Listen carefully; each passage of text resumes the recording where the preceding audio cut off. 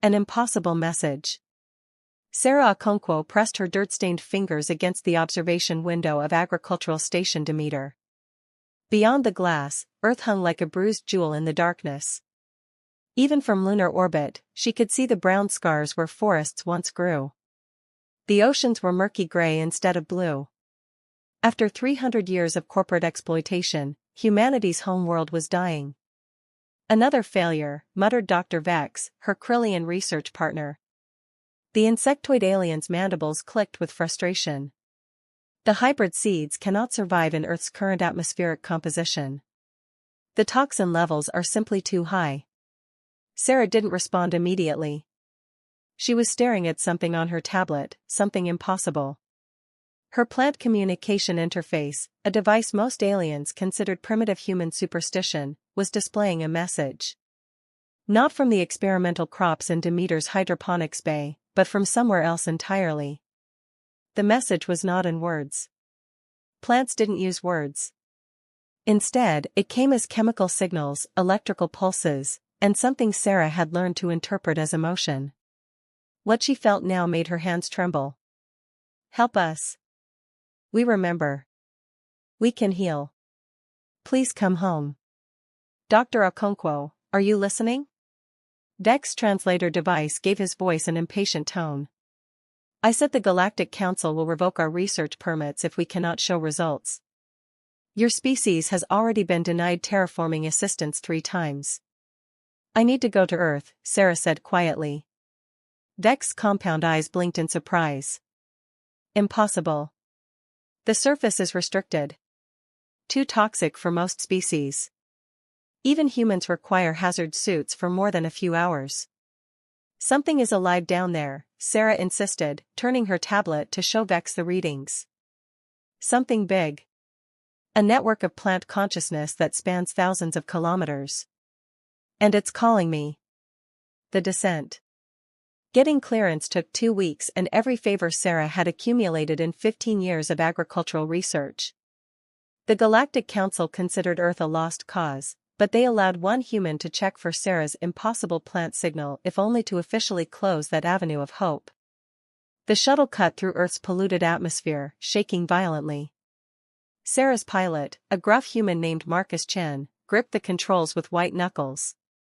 You sure about this, Doc? There's nothing down there but toxic waste and ruins. There's something, Sarah insisted, watching her instruments. The signal was getting stronger. It pulled at her like gravity, like coming home after a lifetime away. They landed in what had once been the Amazon basin. Through the shuttle's cameras, Sarah saw a landscape of rust-colored dirt and twisted metal skeletons of ancient drilling equipment. The toxic rain had eaten away most organic matter. This place should be dead. But her instruments said otherwise. Readings show an underground network, Marcus reported. Root systems, maybe? But that can't be right. Nothing should survive here. Sarah sealed her hazard suit and stepped out onto Earth's poisoned surface. The air was thick with industrial residue. Her suit's filters worked overtime. Above, the sky was perpetually gray. Then she saw it. Between 2 pieces of collapsed machinery, a tiny green shoot pushed through the contaminated soil. Just 1 small plant, impossibly alive. Sarah knelt beside it, her suited hands hovering over the fragile stem. The moment she touched it, the world exploded with sensation. The Earth remembers. Sarah's consciousness plunged downward, through soil and stone, into a vast network of roots and fungi. It was like diving into an ocean of memory. She felt the forest that once grew here. She felt the songs of birds, the footsteps of jaguars, the breathing of billions of trees. The Earth remembered. More than that, it had been waiting. Preparing. Adapting. You came, the forest whispered in her mind. Not one voice, but millions speaking as one. The last gardener came home. I don't understand, Sarah gasped, though she was no longer speaking with her mouth. This was pure communication, human consciousness interfacing directly with the planet's biosphere. Your species nearly killed us, the voice continued. The corporations, the machines, the poison. We should have died. But life is stubborn. We learned from your mistakes. We evolved. We adapted to the toxins, turned them into food, made them part of us. But we cannot spread. Not alone. We need hands. We need a gardener. Sarah saw what the forest wanted to show her. Deep underground, protected from the toxic surface, a new ecosystem had evolved. Plants that could eat industrial waste. Fungi that could break down plastics. Bacteria that thrived on heavy metals. Earth's biosphere hadn't died, it had transformed. But it was trapped. The seeds of this new life couldn't spread without help. They needed to be planted, nurtured, given a chance to reclaim the surface. They needed a human. Why me? Sarah asked. Why not reach out sooner? Because only now is one of your kind ready to listen, the forest replied. Only now does someone have both the knowledge of your alien friends and the love of Earth. You are the bridge between what was and what must be. A choice for humanity. When Sarah's consciousness returned to her body, she was crying inside her helmet. Marcus was beside her, concerned. Doc, you were standing there for 20 minutes, not responding. I almost dragged you back to the shuttle. Marcus, Sarah said, her voice shaking with excitement, called Demeter Station. Tell Dr. Vex to bring everything. Every scientist, every botanist, every human who still loves Earth. I've found it. Found what? The cure. The hope. The future. She looked down at the small green shoot. Earth didn't die. It evolved. And it's ready to come back, but it needs us. Over the next hours, Sarah explained what she'd learned. The underground network spanned the entire planet. Millions of new species, evolved to thrive in toxic conditions, waiting for the chance to reclaim the surface. But they couldn't do it alone. The Galactic Council will never approve this, Marcus said. They've already written off Earth. Then we don't ask permission, Sarah replied with fierce determination. This is our planet. Our home. Our responsibility to heal. She knelt again beside the green shoot, carefully collecting seeds that the plant offered her. Each seed contained the genetic memory of the new Earth, the adapted Earth, the Earth that could rise from humanity's ashes. What do we do? Marcus asked. Sarah smiled behind her helmet. We plant. We garden. We teach others. Human by human, garden by garden, we bring our planet back. She stood, holding the precious seeds. The Galactic Council thinks humans are failures. That we destroyed our own world and don't deserve a second chance. But we're not defined by our worst mistakes. We're defined by what we do next. They'll try to stop us, Marcus warned.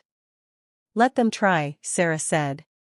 You can't stop a gardener who's finally come home. Above them, the gray sky seemed a little less dark. And deep beneath their feet, the forest waited with patient hope. The healing was about to begin. Seeds of rebellion. 3 months after Sarah's discovery, the Galactic canceled an emergency session. Earth's moon was suddenly crowded with unauthorized activity. Hundreds of humans had abandoned their off-world jobs and returned to Demeter Station. Shuttle traffic to Earth's surface had increased by 3,000%.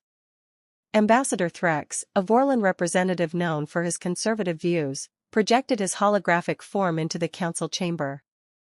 This human activity must cease immediately. Earth is quarantined for good reason. The toxicity levels alone are being reduced, interrupted Dr. Vex, standing at his testimony platform.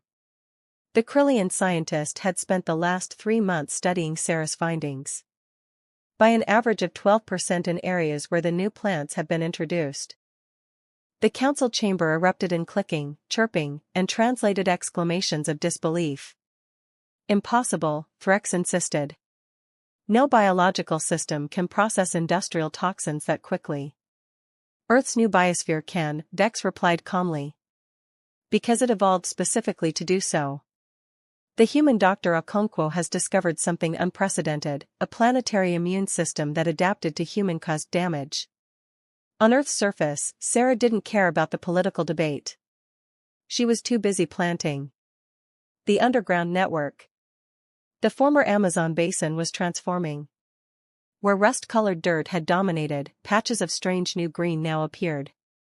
The plants didn't look like anything from Earth's past. Some had metallic silver leaves that could photosynthesize even through the gray sky. Others had roots that glowed faintly, indicating the breakdown of toxic compounds. Sarah worked alongside 50 other humans, all volunteers. They were botanists, farmers, teachers, artists, anyone who heard the Earth's call and answered. They wore hazard suits, but each day they needed them less as the air slowly cleared. Dr. Okonkwo, you need to see this, called out James Park, a younger botanist who specialized in fungal networks. He was kneeling beside one of the new growth areas, his scanner displaying impossible readings. Sarah jogged over, her suit feeling lighter now that the gravity felt like home again. What is it? The mycelial network has connected to the old root systems, James said with wonder in his voice. The new species are interfacing with dead trees, pulling stored genetic information from them. They're remembering what Earth used to be. Sarah touched the ground, letting her consciousness drift into the network as she'd learned to do. What she felt took her breath away. The new forest was learning from the old. It wasn't just adapting to toxins, it was actively reconstructing Earth's lost biodiversity. DNA fragments preserved in the soil, in dead wood, in fossilized spores, all being collected and reassembled by the evolved biosphere. It's not just healing, Sarah whispered. It's remembering. Earth is bringing back what was lost. The Council's decision. Back on Demeter Station, the political situation was deteriorating. The Galactic Council had voted to send enforcement ships to stop the unauthorized terraforming operation. Half the galaxy considered it a beautiful human stubbornness. The other half considered it a dangerous violation of quarantine protocols. They're coming to arrest you, Marcus warned Sarah over the communication link. Ambassador Threx has convinced enough council members that your actions could spread the contamination to other worlds. Then we need to work faster, Sarah replied. She was standing in what had once been the most polluted square kilometer on Earth, a former chemical refinery. Now, silver-leafed plants covered every surface, their roots breaking down centuries of industrial poison. Dr. Vex's voice crackled through the communication. Sarah, I must inform you that I will be accompanying the enforcement fleet. The council has ordered me to assess whether your plants pose a contamination risk. You know they don't, Sarah said. I know, Vex replied. But I must follow official channels. However, I may require several months to complete a thorough assessment. Sarah smiled. Vex was buying them time. The first rain. The breakthrough came on day 97. Sarah was planting in what had once been the Congo Basin when she felt the temperature shift. She looked up at the gray sky, and for the first time in centuries, she saw something impossible. A blue patch. The new plant's silver leaves were doing more than processing toxins. They were releasing compounds that reacted with the atmospheric pollutants, breaking them down, clearing the air. Marcus's voice came through her communicator, shaking with emotion. Doc, we're detecting cloud formation. Real clouds, not pollution. And the atmospheric models suggest. Thunder rumbled across the sky. Then it rained. Not the toxic sludge that Earth had known for generations, but actual water. Clean water, filtered through the new biosphere's atmospheric processing. Sarah ripped off her helmet, feeling the rain on her face for the first time in her life. Around her, other humans did the same, laughing and crying as they tasted the sky. The Earth was breathing again. Humanity fuck yeah. When the Galactic Council's enforcement fleet arrived, they found something that made them reconsider everything they knew about humans. The fleet's commander, a pragmatic Cetian named Admiral Krill, stood on Earth's surface without a hazard suit. The air was breathable. Not perfect, but breathable. Around her, a forest unlike anything in the galaxy's databases grew with impossible speed. Sarah stood before the Admiral, covered in dirt, her face reflecting pure determination. You came to stop us. I came to assess the situation, Admiral Krill replied. What I find is unexpected. Earth didn't need saving from space, Sarah said. It needed saving from itself. And it chose to heal, chose to adapt, chose to survive. All it needed was someone willing to help. Dr. Vex approached, his scanner showing results that would rewrite xenobiology textbooks. Admiral, this biosphere isn't a contamination risk. It's a template. The adaptation strategies developed here could help other damaged worlds heal. The Admiral looked at Sarah, at the growing forest, at the humans who refused to abandon their home. She made a decision that would echo across the galaxy. The quarantine is lifted, she announced. But Earth will remain under human jurisdiction. You destroyed it. You healed it. It's your responsibility now. Sarah nodded. That's all we ever wanted. The chance to fix our mistakes. The gardener's promise. 5 years later, Earth's forests covered 40% of the land surface. The oceans were clearing. The sky was blue more often than gray. Animals were being reintroduced, not just Earth species from off-world genetic banks, but new hybrid creatures evolved to thrive in the new ecosystem. Sarah stood in the original garden, the place where the first green shoot had called to her. It was now a massive tree, its silver leaves catching the sunlight. Thank you, she whispered to the forest. Thank us by remembering, the earth replied in her mind. Remember that destruction is easy. Creation takes patience, love, and the courage to try again. Sarah smiled. Across the galaxy, other damaged worlds were reaching out to human gardeners, asking for help. Humanity had found its purpose. They were no longer the species that destroyed worlds. They were the species that healed them. And that was the most human fuck yeah of all.